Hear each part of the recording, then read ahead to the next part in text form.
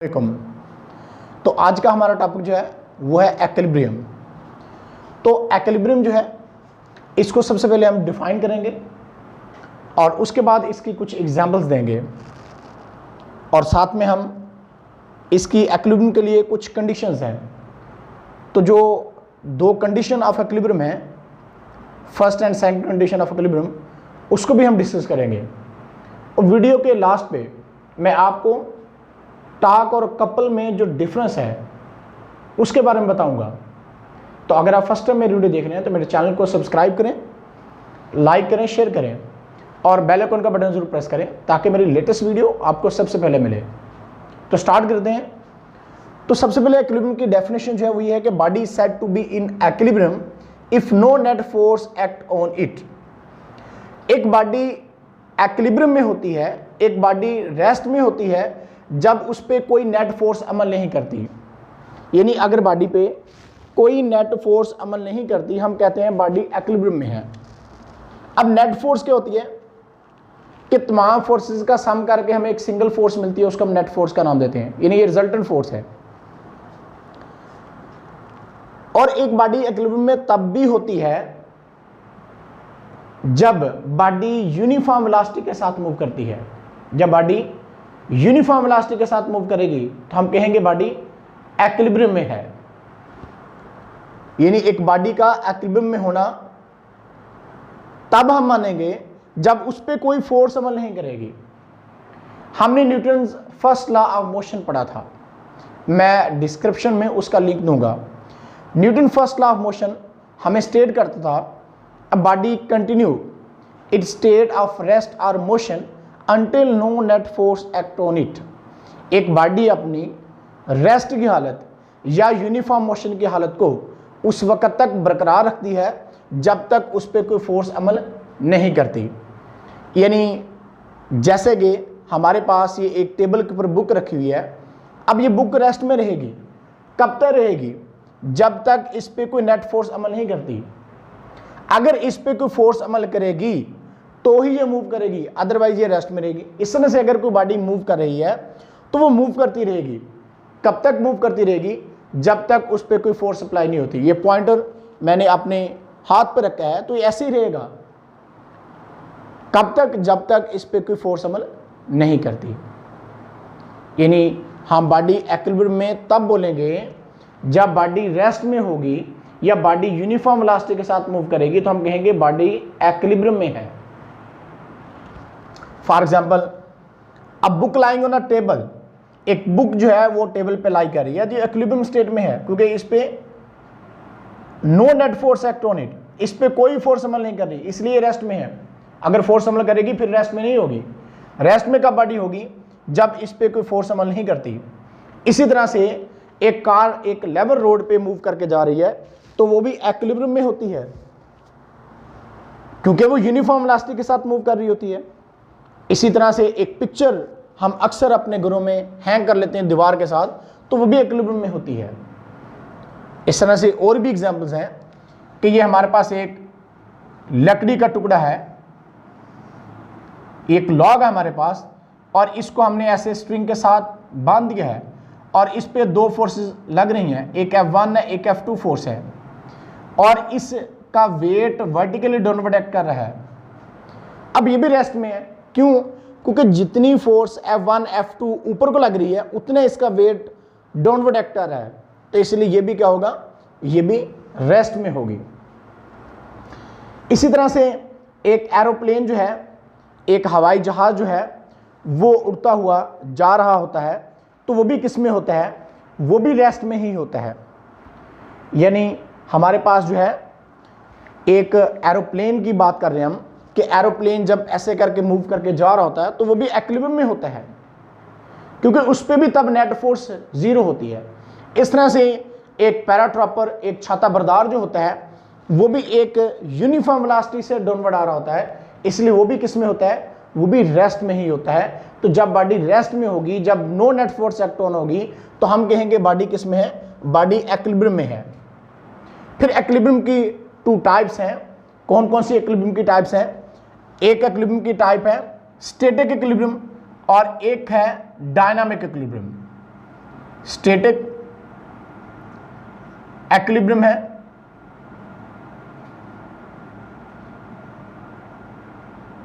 और एक एक्विलिब्रियम की टाइप है डायनामिक एक्विलिब्रियम।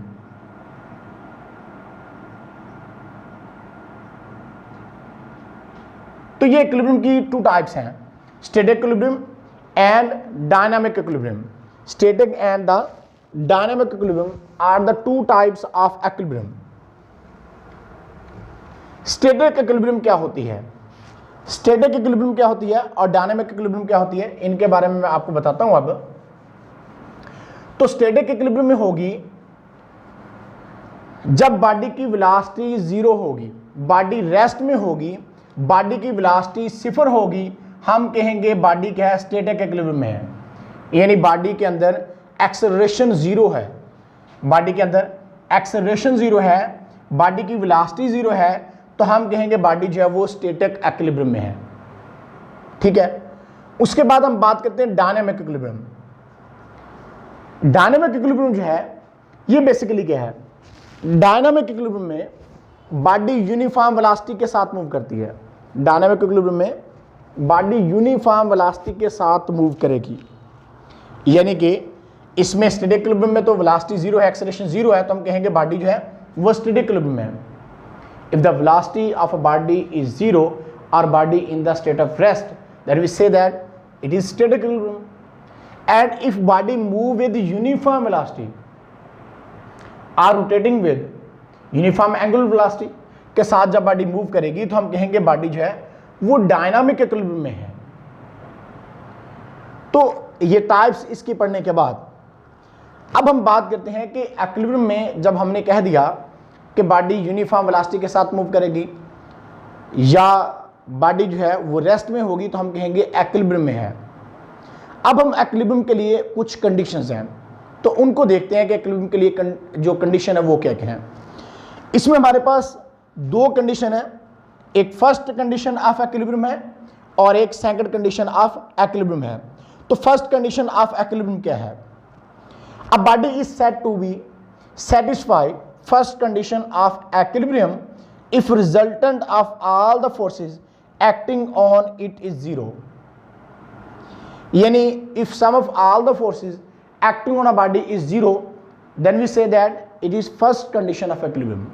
यानी इक्विलिब्रियम की पहली कंडीशन, जो इक्विलिब्रियम की पहली शर्त है, वो हमें बताती है इस चीज के बारे में कि एक बॉडी जो है वो फर्स्ट कंडीशन ऑफ इक्विलिब्रियम को सेटिस्फाई करती है जब sum of all the forces acting on a body is equal to 0। अब फोर्सेस जो एक्ट करती हैं वो कोप्लेनर, यानी कि एक कोप्लेनर जो है, कोप्लेनर फोर्सेस क्या होती हैं। अब कोप्लेनर जो फोर्सेस हैं, मतलब जो एक कॉमन प्लेन के अंदर एक्ट करती हैं, उनको हम कहते हैं कोप्लेनर फोर्सेस। यानी एक कॉमन प्लेन, जैसे हमारे पास एक XY प्लेन है, ये X है, ये Y है, तो XY प्लेन के अंदर जो फोर्सेस अमल कर रही हैं तो इनको बोलते हैं कोप्लेनर फोर्सेस, यानी जिनका प्लेन कॉमन होता है उनको बोलते हैं कोप्लेनर फोर्सेस। अब फर्स्ट कंडीशन ऑफ इक्विलिब्रियम को पढ़ने से पहले ये जरूरी था आपको बताना कि कोप्लेनर फोर्सेस क्या है, कि जिन वो फोर्सेस जो एक कॉमन प्लेन के अंदर एक्ट कर रही होती हैं उनको बोलते हैं कोप्लेनर फोर्सेस। तो फर्स्ट कंडीशन ऑफ इक्विलिब्रियम में हमें इस चीज के बारे में बताया, if summation F is equal to 0, sum of all the forces acting on a body is 0, then we say that it is first condition of equilibrium। अब देखिएगा जरा ध्यान से कि फर्स्ट कंडीशन के केस में क्या होने जा रहा है। फर्स्ट कंडीशन के केस में जब हमने XY प्लेन की बात की है, तो ये सपोज करें हमारे पास कोई ऑब्जेक्ट है, अब इस पे इधर को फोर्सेस लग रही हैं, इधर को फोर्सेस लग रही हैं, इस पे इधर को फोर्सेस लग रही हैं और इधर को फोर्सेस लग रही हैं, लेकिन ये तमाम फोर्सेस एक लाइन में लग रही हैं, यानी जितनी फोर्स इधर को लग रही है उतनी इधर को लग रही है, जितनी फोर्स इधर को लग रही है उतनी इधर को, जितनी डाउनवर्ड लग रही है इतनी अपवर्ड। ठीक है, तो ये तमाम फोर्सेस जो लेफ्ट साइड पे हैं और राइट साइड पे हैं, इनको हम कंसीडर करते हैं कि जो लेफ्ट साइड पे फोर्सेस होती हैं उनको हम कन्वेंशनली, यानी रिवायती तौर पर फर्जी तौर पर हम क्या करते हैं इस चीज को, हम लेफ्ट साइड वाली फोर्सेस जो होती हैं इनको हम नेगेटिव लेते हैं और राइट साइड पर जो फोर्सेस हैं इनको हम पॉजिटिव कंसीडर करते हैं, यानी इनकी वैल्यू को हम पॉजिटिव रखेंगे और लेफ्ट साइड की फोर्सेस को हम नेगेटिव रखेंगे। इस तरह से अपवर्ड फोर्सेस जो हैं उनको हम पॉजिटिव लेंगे और डाउनवर्ड फोर्सेस को हम क्या लेंगे, नेगेटिव लेंगे। तो अगर अब ये 1 न्यूटन की फोर्स लग रही है, इस तरह से ये 1 न्यूटन की फोर्स है, जस्ट लाइक इधर भी 1 न्यूटन की फोर्स है और ये भी कितनी है, 1 न्यूटन की फोर्स ही है। अब इधर टोटल फोर्सेस का अगर सम करो, क्योंकि पैरेलल है तो इनको हम आमतौर पर ऑर्डिनरी मेथड से हम जमा कर सकते हैं, तो ये बन गई 2 न्यूटन की फोर्स जो इस डायरेक्शन में लग रही है। और इस डायरेक्शन में देखो 1 + 1 2, तो इस डायरेक्शन में भी कितनी लग रही है, 2 न्यूटन की फोर्स लग रही है, यानी 2 न्यूटन की फोर्स इधर को लग रही है और 2 न्यूटन की फोर्स ही इधर को लग रही है। अब दोनों फोर्सेस जो हैं वो क्या हैं, दोनों फोर्सेस बराबर लेकिन अपोजिट डायरेक्शन में हैं। तो जब दोनों फोर्सेस इक्वल हैं लेकिन अपोजिट डायरेक्शन में हैं, इसका मतलब क्या होगा, इसका मतलब ये होगा कि ना बॉडी इधर को मूव कर सकती है ना बॉडी इधर को मूव कर सकती है, यानी ना लेफ्ट साइड को मूव करेगी ना राइट साइड को मूव करेगी।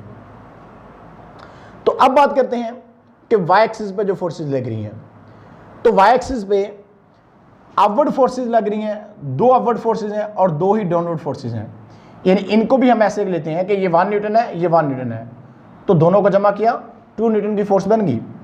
इस तरह से डाउनवर्ड फोर्सेस जो लग रही हैं, ये भी 1 न्यूटन की फोर्स है, ये भी 1 न्यूटन की फोर्स है, तो टोटल फोर्स कितनी होगी, 2 न्यूटन की, यानी ऊपर को कितने न्यूटन की फोर्स लग रही है, 2 न्यूटन की फोर्स अपवर्ड लग रही है और 2 न्यूटन की फोर्स ही डाउनवर्ड लग रही है।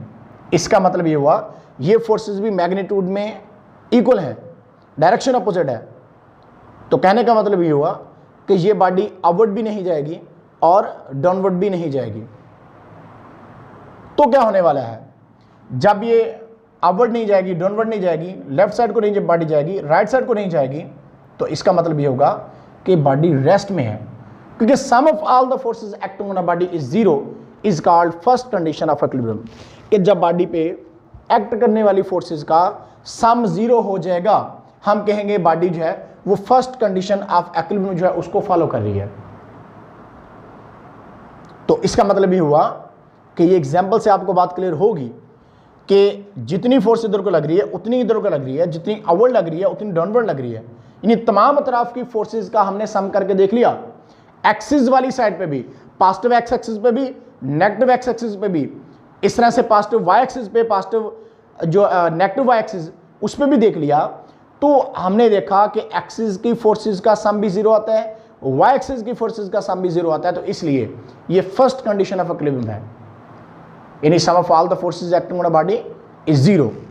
अब देखिएगा जरा यहाँ पे मैंने कहा कि F1 x है, ये F2 x है, ये F3 x है, यानी अगर किसी बॉडी पे नंबर ऑफ फोर्सेस लग रही हैं, F1 x है, एक्सिस पे एक फोर्स है, दूसरी फोर्स है, तीसरी फोर्स है, चौथी n फोर्सेस लग रही हैं। अब इनकी समेशन Fx 0 होना, समेशन Fx जो है वो अगर 0 हो जाएगा तो हम कहेंगे बॉडी एक्सिस पे मूव नहीं करेगी, यानी x डायरेक्शन पे समेशन Fx जो है 0 है। अब समेशन जो है जिसको हम सिग्मा भी कहते हैं, ये ग्रीक लेटर है जिसका मतलब सम करना होता है, इन तमाम फोर्सेस को सम करने के लिए हम ये सिग्मा या समेशन का वर्ड यूज करते हैं। ये हमें बताता है समेशन Fx के F1x, F2x, F3x जितनी भी फोर्सेस एक्सिस पे लग रही थी उन तमाम का हमने सम करके देखा किसके बराबर है, 0 के बराबर है। इसी तरह से अगर हम y एक्सिस की बात करें तो F1y, F2y, F3y, F4y, सोन Fny फोर्सेज जो हैं, यानी y एक्सिस पे जितनी भी फोर्सेज लग रही थी उनका हमने सम करके देखा तो समेशन Fy हमारे पास किसके बराबर आ गया, 0 के बराबर। समेशन सिग्मा एक ग्रीक लेटर है जिसका मतलब होता है जमा करना, तो इसलिए समेशन Fy भी हमारे पास क्या हो गया, 0 हो गया, यानी अब बॉडी का समेशन Fx भी 0 हो गया, समेशन Fy भी 0 हो गया। तो अगर हम जनरली फोर्सेस जैसे मैंने आपको बताया था तो F1, F2, F3 जितनी भी बॉडी पे फोर्स अमल करनी थी उन तमाम का हमने समेशन करके देखा, सम करके देखा, सिग्मा F लिखा इज इक्वल टू 0 है। तो इसका मतलब हमारी जो फर्स्ट कंडीशन ऑफ इक्विलिब्रियम जो है ये उस चीज़ को क्या कर रही है, सेटिस्फाई कर गई है। यानी फर्स्ट कंडीशन ऑफ इक्विलिब्रियम में हमने इसी चीज़ के बारे में बताया था कि if all the forces acting on a body is 0, यानी बॉडी पे अमल करने वाली अगर तमाम फोर्सेस का रिजल्टेंट 0 हो जाएगा, 0 हो जाएगा, हम कहेंगे बॉडी जो है वो फर्स्ट कंडीशन ऑफ इक्विलिब्रियम जो है उसको फॉलो कर रही है। यानी एक्विलिब्रियम की पहली शर्त के मुताबिक जिस्म पर अमल करने वाली फोर्सेस के एक्स और वाई कंपोनेंट में जिस तरह से हमने इस तरह से बयान किया जा सकता था, बयान किया, और इसमें हमने देखा समेशन एफ एक्स 0 है, समेशन एफ वाई 0 है, समेशन एफ 0 है। तो मतलब body first condition of equilibrium को फुलफिल उसकी कंडीशंस को कर रही है। हम कहेंगे बॉडी जो है फर्स्ट कंडीशन ऑफ एक्विलिब्रियम के मुताबिक ये किस में है, ये एक्विलिब्रियम में है, ये बॉडी रेस्ट में चलेगी है। अब फर्स्ट कंडीशन ऑफ एक्विलिब्रियम में अगर आपने गौर किया हो तो बॉडी पे जो फोर्सेस लग रही थी वो एक लाइन में लग रही थी, यानी जितनी फोर्स इस डायरेक्शन में लग रही थी उतनी इस डायरेक्शन में लग रही थी, इस तरह से जितनी फोर्स इस डायरेक्शन में लग रही थी उतनी फोर्स इस डायरेक्शन में लग रही थी, इस तरह से जितनी फोर्स अपवर्ड लग रही थी उतनी डाउनवर्ड, ये एक लाइन में फोर्सेस अमल कर रही थी। लेकिन अगर फोर्सेस एक लाइन में अमल ना करें, यानी फोर्सेस जो है वो एक लाइन पे ना लग रही हों, तो फिर क्या होने वाला है, यानी फोर्सेस जो है वो एक लाइन पे अगर नहीं लगती, तो फर्स्ट कंडीशन ऑफ एक्विलिब्रियम के मुताबिक हमने क्या देखा है, हमने देखा है कि अगर एक फोर्स इधर को लग रही है और एक फोर्स इधर को लग रही है, अब इन फोर्सेस का अगर हम रिजल्टेंट चेक करें तो नेट रिजल्ट 0 है, क्योंकि इस साइड को फोर्स हमने नेगेटिव लेनी है, इस साइड को पॉजिटिव लेनी है, यानी F1 is equal to F2 जो है वो F के बराबर ही है, यानी इस साइड पे फोर्स माइनस है ये वाली फोर्स और ये वाली साइड पे फोर्स प्लस है, तो प्लस करो कैंसिल, नेट रिजल्ट 0 आता है। अब फर्स्ट कंडीशन के मुताबिक बॉडी क्या है, एक्विलिब्रियम में है। लेकिन अगर इन फोर्सेस की हम जगह चेंज कर देते हैं तो क्या फिर भी एक्विलिब्रियम में होगी, यानी जब फोर्सेस एक लाइन में ना लग रही हों, जैसा कि यहां पे फिगर में देखेगा आप कि इन फोर्सेस की जो एक लाइन में लग रही थी यहां पे, यानी जो फोर्सेस ऐसे एक लाइन में लग रही थी, उन फोर्सेस के हमने क्या कर दी, जगह चेंज कर दी है। तो जब फोर्सेस की जगह चेंज की, यानी ये फोर्स यहां पे चली गई, ये फोर्स यहां पे आ गई है, जैसे कि हमने लास्ट वीडियो एक की थी जिसमें हमने आपको बताया था कपल की वीडियो, मैं डिस्क्रिप्शन में उसका लिंक दूंगा। तो कपल की वीडियो में हमने इस चीज को बताया था, एक साइकिल के पैडल्स की एग्जांपल देख के समझाया था, तो आप इस वीडियो को लाजमी देखिएगा, बड़ी ही आपकी हेल्प करेगी सेकंड कंडीशन ऑफ एक्विलिब्रियम को समझने में। जब फोर्सेस एक लाइन में ना लग रही हो, यानी टू डिफरेंट लाइंस पे लग रही हैं, ये फोर्स इधर लग रही है, ये फोर्स यहां पे लग रही है, यानी अब फोर्सेस की जगह चेंज कर दी है, यानी फोर्स हम यहां पे ले गए हैं और इस तरह से ये वाली फोर्स हम यहां पे ले आए हैं। तो अब क्या होने वाला है, अब ये फर्स्ट कंडीशन ऑफ एक्विलिब्रियम के मुताबिक जो हमने पहले लिखा था कि एक लाइन में फोर्सेस अमल करती हैं, उसके मुताबिक तो एक्विलिब्रियम में था, लेकिन अब बॉडी जो है वो एक्विलिब्रियम में नहीं होगी, क्योंकि अब फोर्सेस जो है वो एक ही लाइन पे अमल नहीं कर रही, टू डिफरेंट लाइंस पे अमल कर रहे हैं। ये फोर्स यहां पे लग रही है और ये फोर्स यहां पे लग रही है। तो इसके लिए क्या है, इसी के लिए ही हम सेकंड कंडीशन ऑफ एक्विलिब्रियम को पढ़ते हैं। यानी सेकंड कंडीशन ऑफ एक्विलिब्रियम का पढ़ना हमारे लिए क्यों जरूरी है, क्योंकि जब फोर्सेस एक लाइन में नहीं लग रही होती हैं तो हमें एक दूसरी कंडीशन ऑफ एक्विलिब्रियम पढ़ना पड़ती है, जिसको हम कहते हैं सेकंड कंडीशन ऑफ एक्विलिब्रियम। और सेकंड कंडीशन ऑफ एक्विलिब्रियम में क्या होता है, a body satisfies second condition of equilibrium when resulting torque acting on it is 0। अगर बॉडी पे रिजल्टिंग टॉर्क जो आता है बॉडी का वो 0 हो जाता है, समेशन टॉर्क 0 हो जाता है, तो इसका मतलब ये सेकंड कंडीशन ऑफ एक्विलिब्रियम को सेटिस्फाई करेगी। इस फिगर में देखिएगा तो इसमें मैं फिर यहां पे भी इसको बना के दिखा देता हूं जरा, कि फोर्सेस टू डिफरेंट लाइंस पे अमल कर रही हैं, यानी एक फोर्स इधर को लग रही है F1, इसको हमने किसका नाम दिया, F2 का। अगर मैं कहूं फर्स्ट कंडीशन ऑफ एक्विलिब्रियम के मुताबिक तो ये बॉडी एक्विलिब्रियम में होगी, लेकिन सेकंड कंडीशन ऑफ एक्विलिब्रियम के मुताबिक क्योंकि बॉडी अब रोटेट कर सकती है, क्योंकि बॉडी जो है वो अब रोटेट करेगी, इसमें टॉर्क प्रोड्यूस होने वाला है, तो इसलिए हम कहेंगे कि फर्स्ट कंडीशन ऑफ एक्विलिब्रियम पढ़ के भी हम कह सकते हैं कि बॉडी एक्विलिब्रियम में नहीं है। तो इसी के लिए हम सेकंड कंडीशन ऑफ एक्विलिब्रियम को डिस्कस कर रहे हैं।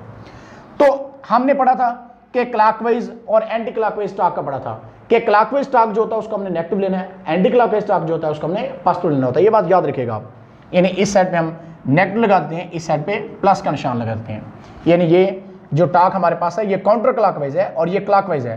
क्लॉकवाइज टॉर्क जो है वो हमने नेगेटिव लेना है और एंटी क्लॉकवाइज टॉर्क जो होता है उसको हमने क्या लेना होता है, उसको पॉजिटिव लेना होता है। अब इनका हम टॉर्क जो है फाइंड आउट करते हैं।